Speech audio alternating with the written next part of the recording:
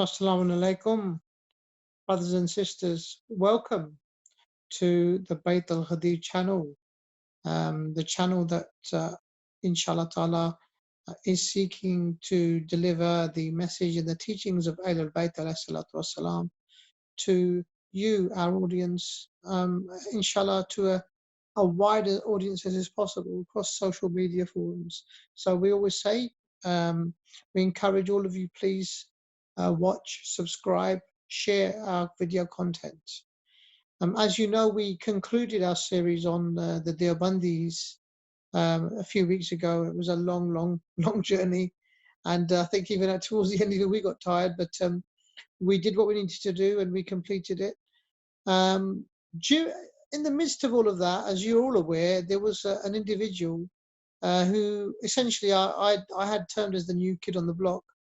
An individual who was desperate to be known as the new popular figure, leading the masses against the Shia communities. He almost seemed to view himself as some sort of a modern day hero on this crusade. A chap called Brother Haji. We had touched on some of his materials during the Deobandi series, and in truth, because we didn't see him as particularly academic, the approach that he'd taken, we felt that it wasn't really necessary for us to address him, because he increasingly got more immature and very personal, and we just thought it wasn't really worth our while to do so. All of a sudden, one day, I'm at home, and I've got relatives in the Indian held Kashmir who are from Al-Sunnah wal Jama'ah. They contacted me and said, "What's this issue with you guys and Haji?" And I said, "Huh? What do you mean?" So, he showed some of his videos, and I was a little bit taken aback, as were they. They were concerned. They said, "What's he up to? What's his agenda?" And so when I was looking at it, I mean, when you look at his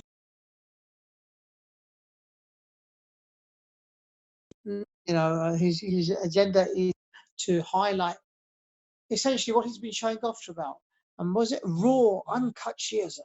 That's what he's been showing off about. So that's the first thing he was trying to do, present this sort of raw, uncut Shiism to the masses. He wants to create division, too, between Al-Sunnah and the Shia community, to try and create division and hatred. And three, he wants, this approach, he wants to essentially disassociate and essentially deem Shias apostates on the basis of the videos that he's doing. That's his threefold objective. And certainly, when this was highlighted, not just by one of my own relatives from Al-Sunnah wal Jama'ah, but other members of Al-Sunnah wal Jama'ah, who were also a little bit concerned about the approach that Brother Haji was taking. And obviously our own Shia community, we thought, well, maybe it is time to start looking into this issue and addressing. Let's have a proper look at his videos and see what he's been saying. That was the approach that we'd taken. Now, interestingly, we thought it's very imperative, and we want to make this very, very clear. This is not a channel which is into promoting sectarian hatred at all.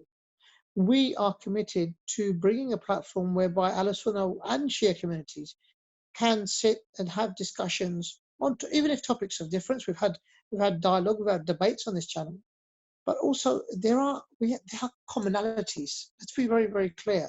Despite the concerted efforts of Haji and those that he's essentially have adopted him, although I have to say that Brother Haji at the moment is experiencing a rather difficult time, whereby it's he's having issues on what form of Salafi he is, with one group of Salafis attacking him and videos being created and counter videos. So, will the real Salafi please stand up sort of scenario? Whilst that's been happening, obviously for us, our issue is that we do want to show that these sort of issues that Haji is trying to do, they are not the sort of issues that really should be deemed as one which causes sectarian hatred and division. On the contrary, the stances that the Shia hold on this are not alien to the beliefs of Al-Sunnah wal Jama'ah. On the contrary, Al-Sunnah wal Jama'ah do hold such beliefs, and they concur with our position. So if Haji is, he has umbrage with the content in those narrations that he's been quoting, and he's happy to quote them and have an individual laughing heartedly throughout them. That approach, A, is not very academic, and B, it doesn't actually concur with Ahl-Sunnah wal Jama'ah, because many of those references are in your books too. Now, that's in terms of a background. The important thing is we were clean. We've been very clean to make it clear that this is a concerted, Ahl-Sunnah and the Shia community are going to work together and address this. And in fact, today, one of the brothers that's come on board to do this series is from Ahl-Sunnah wal Jama'ah himself. So if I could just introduce the speakers. First of all, we've got Sayyid Ali, which everybody knows. Assalamu alaikum, brother. Assalamu alaikum. And we have, and this is why I'm most pleased, from our Sunni brothers, we have brother Abu Hassan. Assalamu alaikum, brother. Wa alaikum assalam wa rahmatullahi wa barakatuh. How are you, Sayyid Bukhari? Alhamdulillah, alhamdulillah. I'd like to just say that Abu Hassan was one of those individuals which contacted us and said that he had concerns of the content that Haji was doing. So he was a sincere brother, and in fact, because he's very learned, we thought, well, let's bring him on board for the series. He actually wanted to assist. So, Brother Hassan, could you, so people understand that we're not in any way, we haven't produced an individual, from nowhere. Please introduce yourself. Tell the audience who you are and your background, please, brother. Thank you. No worries. Bismillah ar-Rahman ar-Rahim. Allahumma salli ala Sayyidina Muhammad wa ala ali Sayyidina Muhammad. Warda Allahumma an 𝗧𝗨𝗥𝗡𝗦 amma ba'd. I just wanted to first introduce that I was the one who contacted Bayat Ghadeer in order so I can show that this so-called bro Hajji does not represent Ahl-Sunnah wal Jama'ah. And in fact, many of his videos are simply just academic dishonesty, mockery that displays and portrays that Ahl-Sunnah have this approach, and that is actually not true. We have a more academic approach of approaching things rather than just simply opening a book, reading a hadith and having someone laugh in the background and taking this as a mockery. And as a Sunni, I am very offended that we can have someone like him causing division and misconceptions about other schools, and him affirming beliefs to other schools that are actually not their beliefs in the first place, or misunderstanding their school. For example, if I was going to open a Sunni book, a hadith book, for example, 𝗦𝗨𝗣𝗣𝗢𝗕, which has hundreds and thousands of narrations and has hundreds of fabricated narrations, I could be like, look what Sunnis believe this. And he admitted in his videos a lot of the time that he would not even check the chains. So my question to him is, why is he presenting this as Shia beliefs if he is not seeing what their scholars have said about it, or if the chain is even authentic or not? So this is how I found his videos to be extremely academic dishonesty and full of deceit and misconception to both the Sunnis and the Shia, because he is claiming that he is there to educate the Shia about their own beliefs. But hang on a second, most of the Shia don't believe this. And if they do, they either interpret it or etc., or their scholars have explanation for it. But his method of portraying the videos in that method is simply just to cause hatred in the Sunni heart towards the Shia brothers. This is how I feel. Yeah, Abu Hassan, I just wanted to actually add to that point as well. There was a clip. I mean, we are going to, inshallah, address all those videos which he done. He himself had no real academic approach in terms of how he structured it as well. So you'll notice with our series, in which we'll be responding to, it will have more of a structure. Yeah. So there was in one of his clips, he actually mentions that he was boasting about the fact that he had a huge collection of Shia books. Apparently, he probably has more books on Shiism than he does on us. I mean, if that's really a methodology that a person wants to really use, I'm sure there's many non-Muslims out there, apologists, who have humongous libraries of books. even more than Muslims. So does that mean that we should start accepting the position or start following them? In fact, I've got a huge library of Sunni books myself. But, you know, I wouldn't go around that, look, you know, oh, I have more books on Sunnism than you do, therefore I know more about Sunnism. It's a really childish way to approach things. So there's a saying in Arabic where it goes, "Al-jahil hina yatakallam yafrah nafsah," which means the ignorant person, when he talks, he exposes himself. Bro, Hajji, when he does his methodology of speaking, he's using terms which actually prove how ignorant he is to hadith, to ilm, to mustalahat, to terminologies. For example, when he uses the term that, look how many books I found this hadith in. Hang on a second, the same hadith is all through the same chain. So how are you using and claiming that this is multiple sources, yet they all have the same chain? This is how ignorant he is to ilm al-hadith. Yeah, so I think without further ado, I mean, Sayyid Hassan Bukhari, I don't think we should waste too much time in introducing him and what he's actually done. I think there's people out there. I agree. Should we go straight to the clip? Please, let's go straight to the clip, and then we proceed from there. In its essence, you know, a lot of it is very nice and very, very beautiful. But then when you go into the end of the hadith, or at the end of the dua, you would see he had some very, very disturbing quotes inside that particular dua. Now, this is why we say that the Imams, the Rawafid, have given attributes of Allah subhanahu wa ta'ala and sort of transmitted it and borrowed these sort of attributes and given them to their Imams. So they're sort of in sharik, they're like partners with Allah subhanahu wa ta'ala in their ghulu. So let's present now. So that individual quoted a dua. Where did he get this from, first and foremost? I'll tell you where he got it from. He got it from here. He got it from a book called Mafatih al-Jinan. Now this book basically means the keys of heaven. Well, in essence, is Mafatih al-Niran. It's the keys to hell.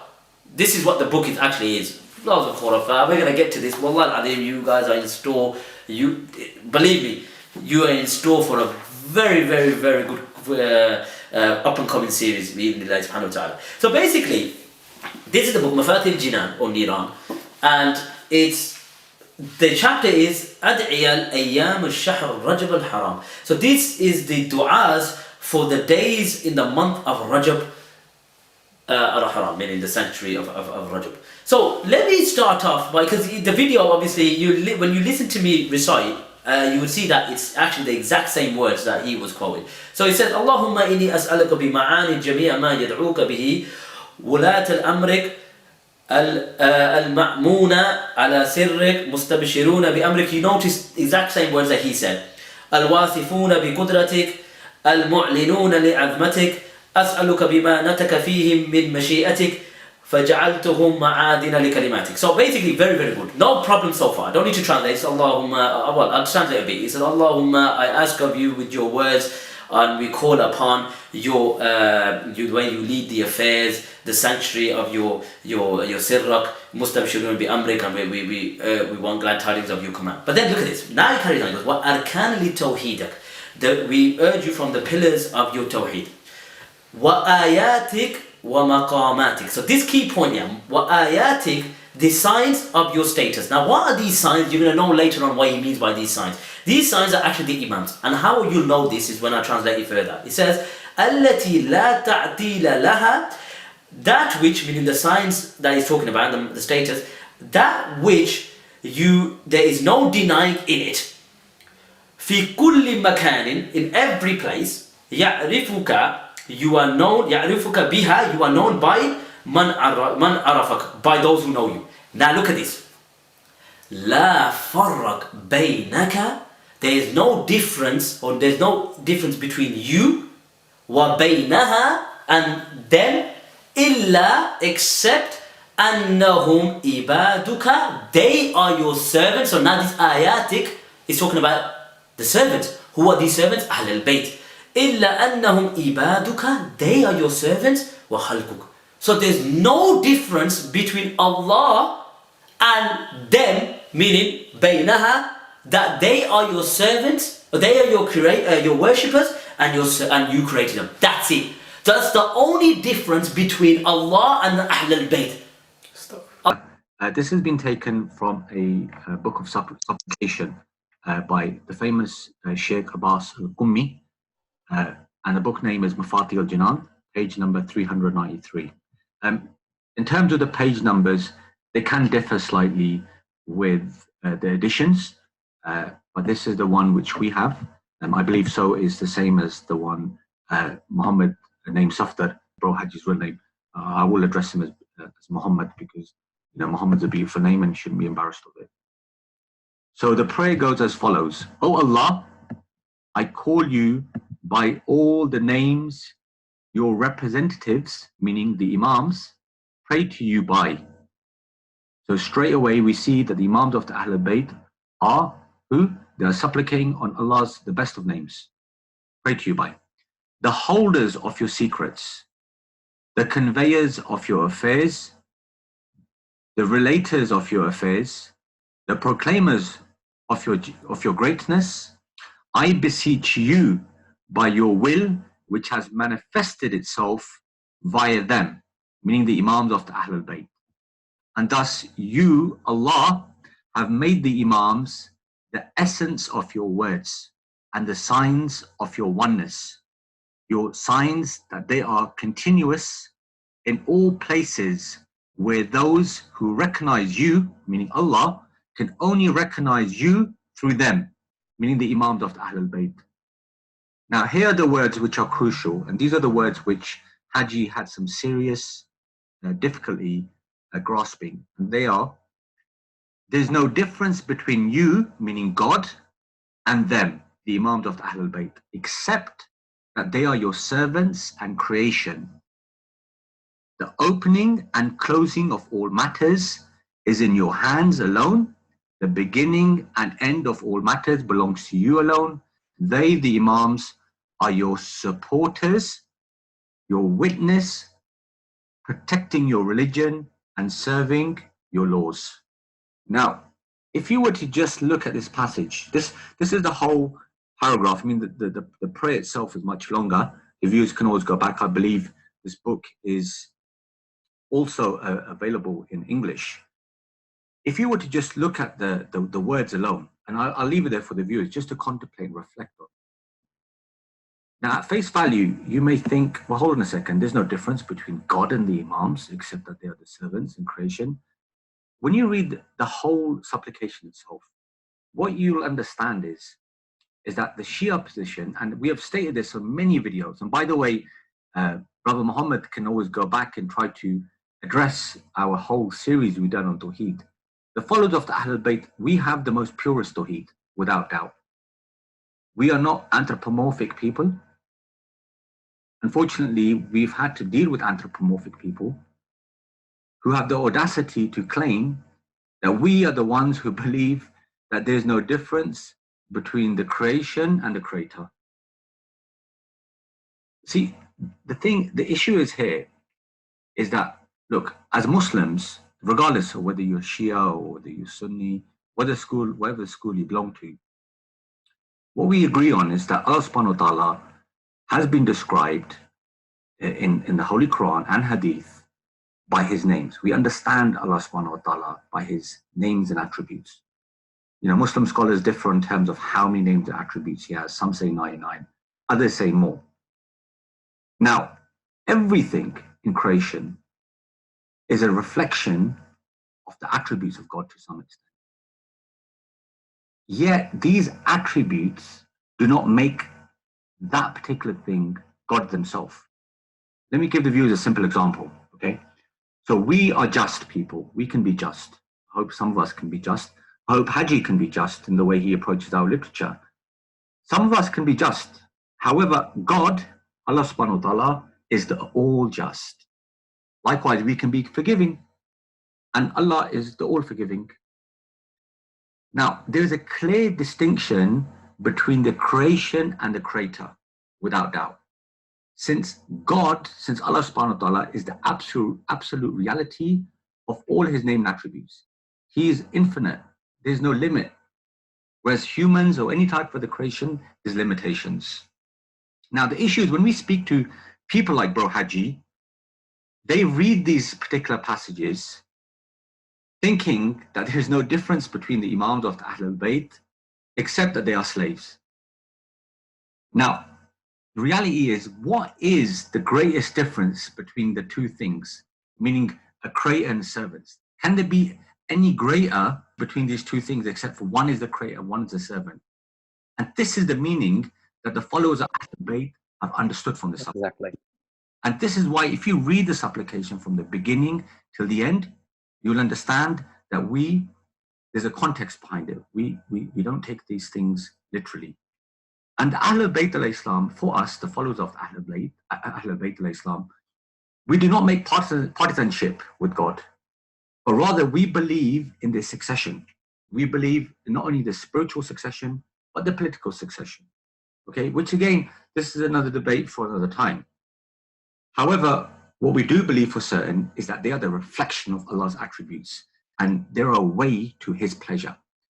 Now, the problem is Salafis, or shall I say Wahhabis, they refuse the interpretations from the Holy Quran and Hadith when talking about the description of God. And this is why they take certain things literally. And this is the approach that Hajji is using. He's using his own microscope to view Shiism. And this is why Hajji's own school of thought, with like because I know Hajji says he's a Hanafi Athari, which will come in very handy in later episodes, as you will see, and even in this show.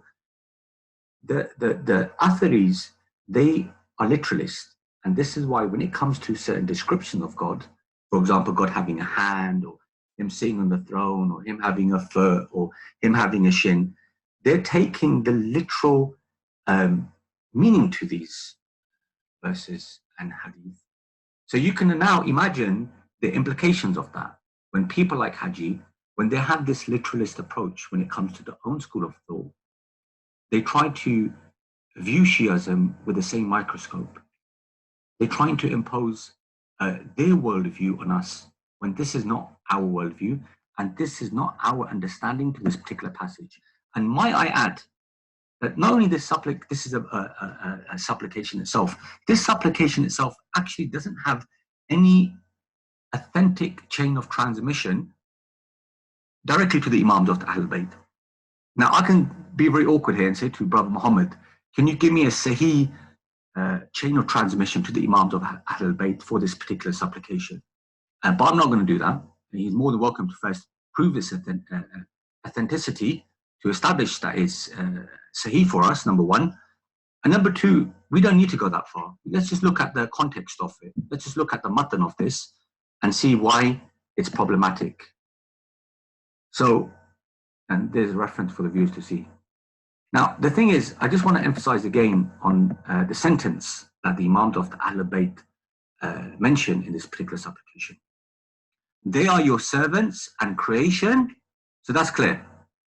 The opening and the closing of all matters is in your hand alone, not the hands of the Imams of the Ahlul Bayt. Allah subhanahu wa ta'ala.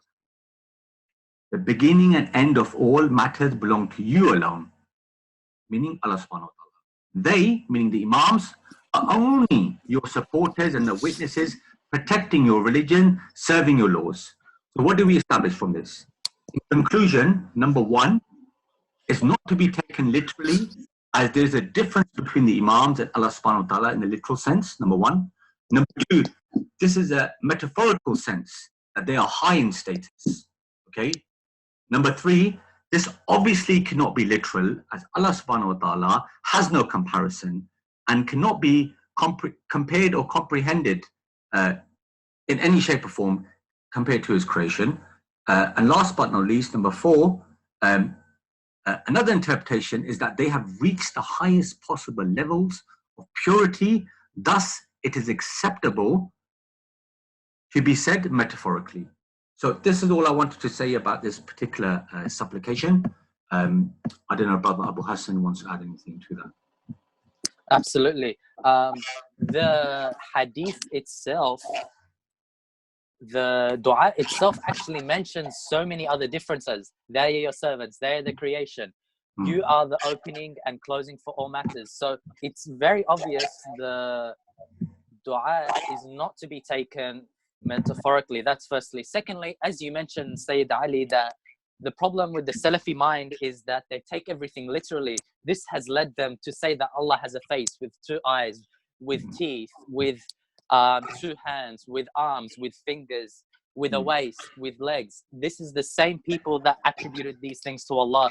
And astaghfirullah, I am only saying this just to actually say what they actually believe, just to show what they believe, or else I would never say such thing about Allah. Actually, this is what we're going to do. What we're going to do now for the viewers, we will present that, and I think we can just wrap it up now, since we've explained the number one, in terms of the authenticity of this particular supplication. Firstly, it needs to be established whether it is authentic according to our standard in terms of chains of transmission from the Imams of the Ahl Bayt, number one. And number two, even if we were to look at the context behind this particular sentence, the whole prayer itself, which, by the way, according to Haji's words, he said himself, because if you read the start of it, it's very beautiful, so forth, etc., etc. But when you come to this particular passage, it becomes problematic. The problem is, bro Haji, or brother Muhammad Safdar, again, you're looking at it in your own worldview. The followers of the Ahl Bayt in no way, shape or form have ever claimed that the Imams of Ahl Bayt are God himself. Rather, the Imams of the Ahl Bayt condemned those such people who held this position. But having said that, I just want to come straight to the point where Abu Hassan is mentioning, and that is that in reality, who are the people who've compared Allah subhanahu wa ta'ala with his and put limits on him? Can you brothers see my screen? Absolutely. So go ahead, brother. So Ibn Taymiyyah says, after quoting a number of quotations from certain scholars, and after using certain verses in the Quran to prove what he thinks is the had, he says, whoever does not profess the limits for Allah, the had, has disbelieved in the revelation and denied the verses of Allah. This, as you can see here, Ibn Taymiyyah has taken the literal meaning of certain verses. Actually, there is no context here other than Allah being on top of the throne, and depends on how you interpret that as well. We say, as interpreters of this verse, we say that Allah is in control of the throne, not on top of it. Unlike you, which say that Allah is on top physically on the throne. He says, Ibn Taymiyyah, I will read the quotes in Arabic. فَهَذَا كُلُّهُ وَمَا أَشْبَهُ شَوَاهِدْ وَدَلَائِلْ عَلَى الْحَدِّ وَمَنْ لَمْ يَعْتَرِفْ بِهِ فَقَدْ كَفَرَ بِتَنْزِيرِ اللَّهِ وَجَحَدَ آيَاتِ اللَّهِ. So he says here that whoever has denied this has basically like disbelieved in the revelation of Allah. If we go down, you didn't mention which book it was. I will read. The book is 𝗙ْ تَعَارُضُ الْعَقْلِ وَالنَّقْلِ, Volume 2, page 57 to 58.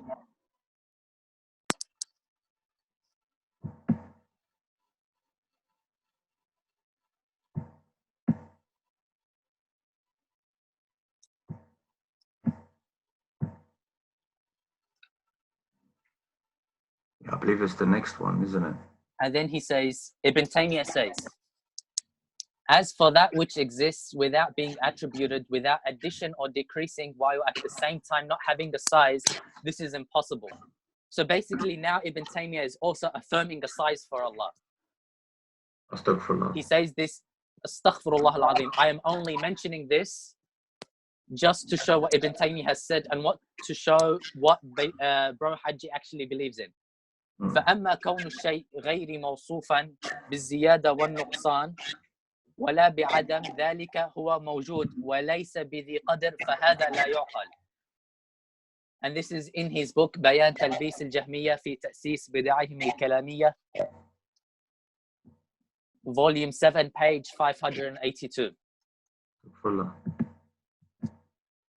Ibn Taymiyyah says now, and this is a really disastrous quote, and it's probably one of the most disastrous quotes I have ever heard from Ibn Taymiyyah say. He says, it is known. Oh no, I'm referring to the next one. This is a separate one. It is known that the vision of Allah in the afterlife, which the lawgiver has told us about, cannot be affirmed while negating for Allah what they regard as a body. Rather, affirming it, i.e. the vision, necessitates affirming for Allah what they regard as a body and direction. It is clear that whoever tries to combine these two, i.e. affirmation of vision and negating of body, is stubbornly refusing what is established by reason and the senses. This is in Bayat 𝗙𝗢𝗧𝗦𝗙𝗧𝗦𝗖𝗙, Volume 2, page 451. Just to be clear that the Ash'ari, even though some do believe in the vision, they don't believe in the vision in this format. A lot of them interpret it to be knowledge of Allah, including Bro Hajji's Imam 𝗙𝗢𝗧𝗑𝗕𝗚. He does not believe in the vision as well completely, 𝗙𝗢𝗧𝗑𝗕𝗚 as well, which is the Hanafi Imam that Haji likes to reference. We're going to come to Hanafis, inshallah. So, next one. This quote was the one I was referring to. That is probably one of the most disastrous quotes I have ever read from Ibn Taymiyyah. He says, indeed, the seeing will be through a naked eye. He's actually referring here, Ibn Taymiyyah, to what the Prophet ﷺ saw on the night of Isra wal Mi'raj. Of course, we don't believe that the Prophet saw Allah on the night of Isra wal Mi'raj. But this is what Ibn Taymiyyah is saying, that he saw Allah on the night of Isra wal Mi'raj, and he says, indeed, the seeing was through the naked eye. So the Prophet saw Allah through the naked eye, as mentioned in the authentic hadith from 𝗙𝗢𝗧𝗏, from Ikrimah, from Ibn Abbas, that the Messenger of Allah ﷺ said, I saw my Lord in the image of a young, beardless young man with long curly hair in a green garden. Astaghfirullah al-Azim. Why do they keep long beards then? Why does Brother Haji Bro Muhammad Safdar keep a beard? He should be following Allah subhanahu wa ta'ala. Beardless. Exactly. Keep long Beardless. hair in a garden. And now, Bro Haji might be like, hang on a second, but I don't believe this. But I can just do the exact same thing here, what he has been doing to Ash'ari. No, but there's a difference here. Brother Abul Hassan, there's a difference here. We are stating reports and opinions of his scholars, which are authentic, according to, number one, from a hadith, a science point of hadith, because as you mentioned, this has been authentically reported, number one. Yeah. And the statements of the scholars, which he praises Ibn Taymiyyah on countless occasions. You know, he was always absolutely saying, Allah be pleased with him, etc. And he's one of the founding for the Salafi school. Yeah, he's one of the founding fathers of the Salafi movement. I'm going to read the quote in Arabic because this is such a disastrous quote. فَيَقْتَضِي أَنَّهَا رُؤْيَةُ عَيْنٍ كما في الحديث الصحيح المرفوع عن قتادة عن عكرمة عن ابن عباس قال رسول الله صلى الله عليه وآله رأيت ربي في صورة شاب أمرد له وفرة جعد قطت في روضة خضراء. This is the most disastrous quote I have ever read from someone. Not only does he affirm the hadith al-sahih, he actually says the Prophet saw Allah with the vision of the eye. There's some picture skills, by the way, as you can see. He doesn't really look like an entirely young person, but he's beardless and he's got curly hair, and it's supposed to be, in some people's perception, almost like an icon of what God could possibly look like. My God, that looks like me in my young days. That's you in your young days.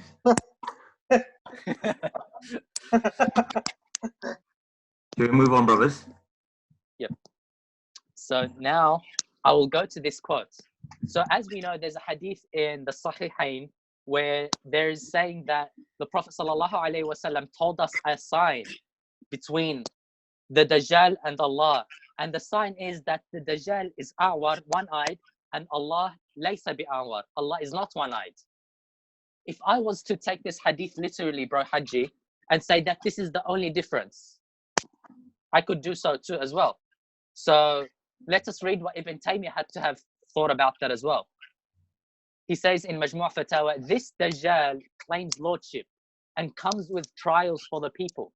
And the Prophet ﷺ said, He is one-eyed and your Lord is one-eyed. And know that you will not see your Lord till you die. So here the Prophet ﷺ has mentioned these two clear signs that is recognized by the people because of his ﷺ's knowledge that some may deviate and think they are seeing their Lord in the form of a human. So if I was to take Ibn Taymiyyah's speech here literally and say that these two signs are the only difference between Allah, you will tell me straight away this is metaphorically. That there are of course more signs, more differences between Allah than just Allah being, even if I affirm for the sake of argument that Allah is two-eyed, obviously you say that there's more differences than Allah, but hang on a second, Ibn Taymiyyah is saying that there's only these two differences. Yeah, it's true. Actually, they've gone to great measures, almost attributing every single body part for Allah subhanahu wa ta'ala. I think we'll do a special series on the whole concept of course. At some later point. But so viewers, you have it. There you have it. If you want to know what the real difference is between God and Dajjal, is that God has more than one eye, and Dajjal has just a one. And don't forget, he's also going to be young and beardless, which also possibly could be a condition. So keep clear. And believe it or not, keep clear of young beardless people with one eye. Believe it or not, the hadith also describes the Dajjal with curly hair. Oh, wow. So the hadith could actually be understood literally as well. Okay, inshallah, we'll move on. Al-Bukhari also narrates, and of course these hadith are meant to be taken metaphorically, but I can just simply show that everyone has these ahadith which should be taken metaphorically and not literally. So it's academically dishonest to be like, this is what Shia believe. Because I could just be like right now, for example, I'll read this narration in Bukhari. Allah has said, I declare war against him who shows hostility to a pious worshipper of mine. And the most beloved things with which my slave comes nearer to me is what I have enjoyed upon him. My slaves keeps on coming closer to me through performing nawafil, praying or doing extra deeds besides what is obligatory, till I love him. So I become his sense of hearing with which he hears, his sight, his sense of sight with which he sees, and his hand with which he grips, and his leg with which he walks. Wow. So basically, if someone is a servant of Allah and he's performing nawafil and Allah loves him, basically his leg is the leg of Allah, his hand is the hand of Allah. That's the type of, this is the, see the thing is, this is the same analogy that Haji is doing.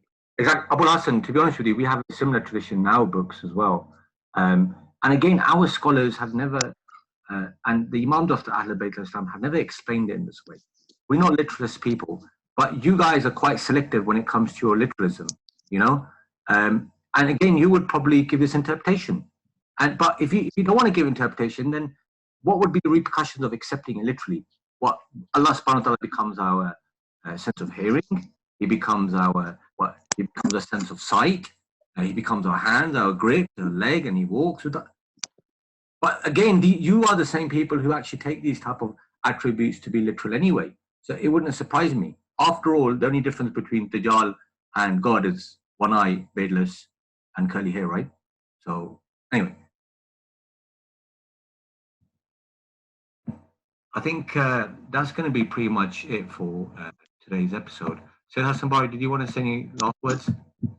I think that does. Thank you, both of you brothers, for your contributions today. It makes it very clear that, in summary, first and foremost, Brother Haji produced a narration which is essentially a dua. The chain itself isn't established that goes to the Imams. So if we wanted to attack it from that perspective, the argument goes away. But even if we analyze it, it's not literal. It has got a deeper meaning, and we've sought to explain that. Unfortunately, what Brother Haji's done, he's used his own very narrow-minded literalist approach and tried to apply his approach to a Shia tradition. And hence, he's created this major blooper on his part. Unfortunately, despite all his efforts to try to mock and the Shias and try to present them as essentially apostates on the basis of this narration, I'm afraid you've not really got your brownie points on this one, Brother Haji. Epic fail. So that's the first video out the way. Inshallah ta'ala, we shall continue with our series. I think that wraps things up for episode 1.